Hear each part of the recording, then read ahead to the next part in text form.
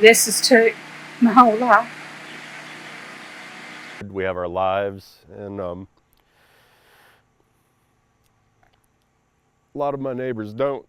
Hurricane Helene has ripped through parts of the United States this week, causing death, destruction and misery. At least 213 people are confirmed dead and hundreds are still missing as a result of the storm which made landfall last week in Florida. After inundating Florida's Gulf Coast, the storm moved north to Georgia, North and South Carolina, Tennessee, Virginia and Kentucky. A week since the storm made landfall, 780,000 homes still remain without power, while tens of thousands of residents in western North Carolina have no access to running water. Hurricane Helene is already one of the top deadliest storms to hit mainland United States. Only 8 hurricanes since 1950 have killed more than 100 people. The death toll from Helene has meant that it is now the deadliest storm to hit the US since Hurricane Katrina in 2005.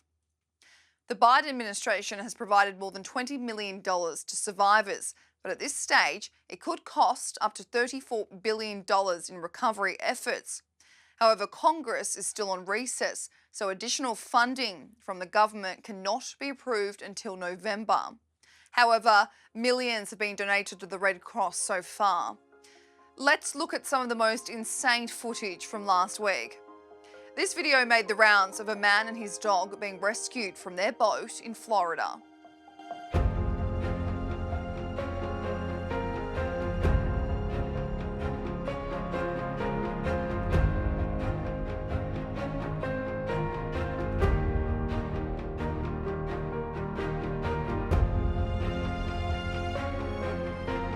Take a look at some of the footage of the devastation the storm has done to various states in the US, where it's predicted the cleanup and the rebuild could take years.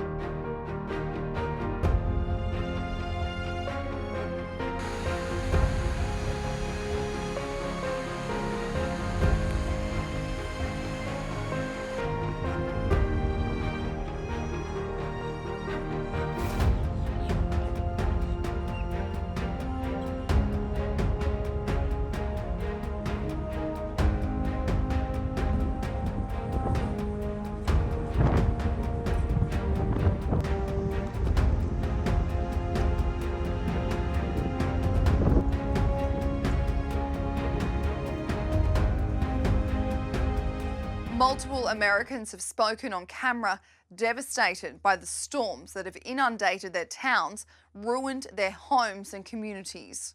This is the worst. Ain't nothing even come close to it. It flooded my house. Flooded on my second piece of property. tore down their steel shed they had for parking their trailer under it. That's all we got is their trailer, I reckon. It cost me everything I got. I ain't got money to rebuild no more. I don't know what I'm gonna do. I ain't got a house to worry about though. Well, we seen a truck come floating down the river. It had 3 people and 5 chihuahuas in it.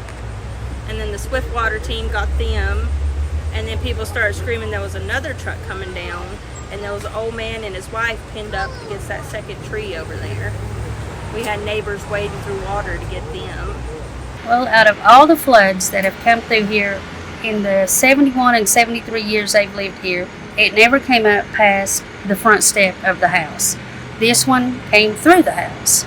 So it was unexpected. I mean, we were not told it was going to be worse than Fred.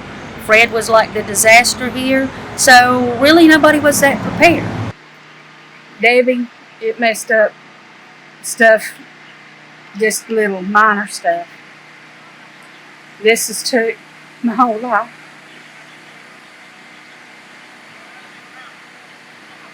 But we will come back. Good Lord goes before us. And we will come back.